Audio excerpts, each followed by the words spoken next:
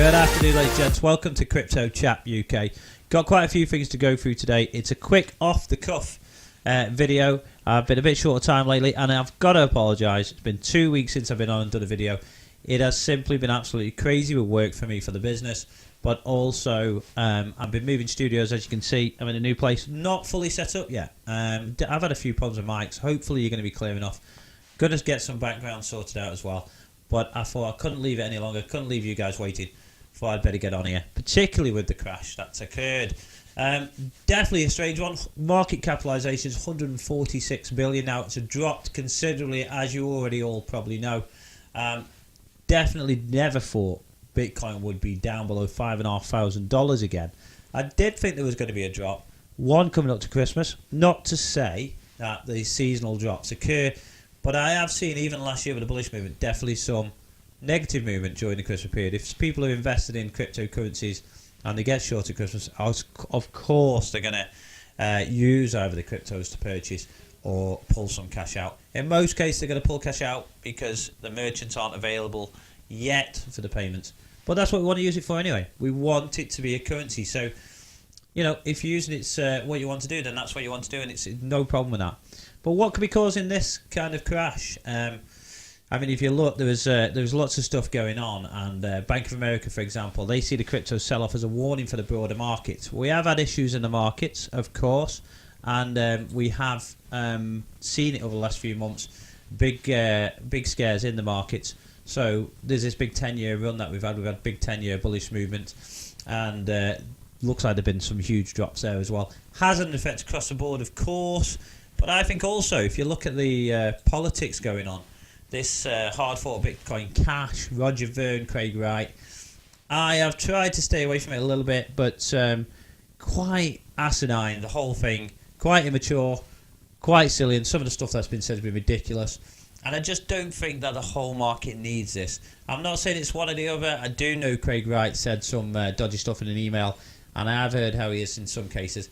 I personally don't think there's a lot of people not in the real world, and they can't see the common man like ourselves, how we are affected by these kind of things. And I just think it shouldn't be part of the market at all. I think we should mature up a little bit, and we should get a grip. And everybody's free to do what they want. The whole idea of the decentralized market is so there is no central control. But I do get the feeling that there has been some market manipulation going on. So we're going to do that too much detail. But as you can see, the market definitely on a very low. Now, I'm a long-term investor, and I can see the future of this. Although I'm not a financial advisor, I can definitely see the future of this. Like I've said, you all know my thoughts on this market. So, for me, we're still in pretty much a bullish trend. Long-term, a bullish trend. Certainly this serious bear market and this, what you could call a little bit of a crisis and a collapse, is still a problem for a lot of people.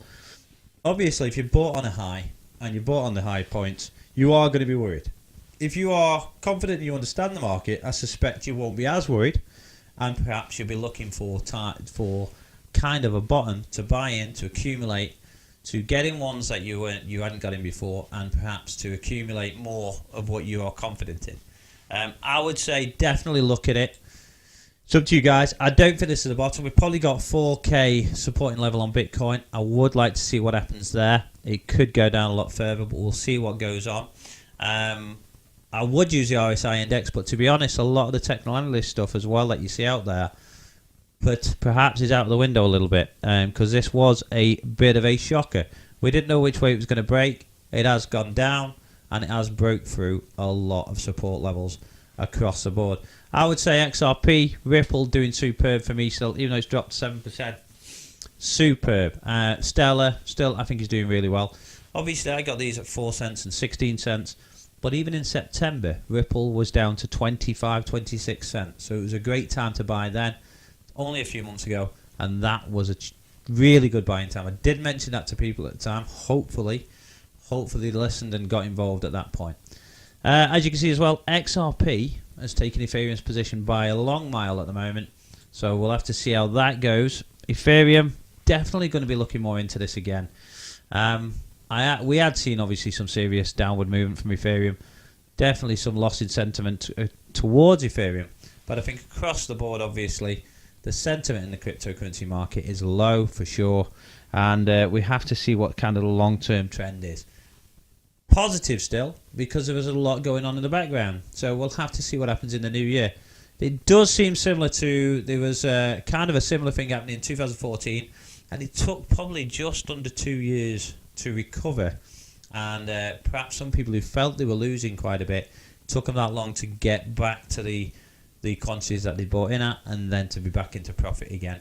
Don't forget, it's a very, very, very small amount in market capitalisation at the moment. Has gone very low, and there is a lot of movement to happen, obviously. So, like I said, guys, there is probably many, many reasons for the huge drop, of course.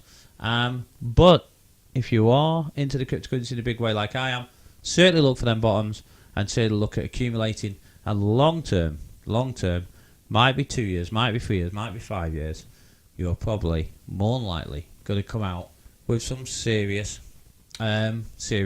growth, some serious growth on your investment.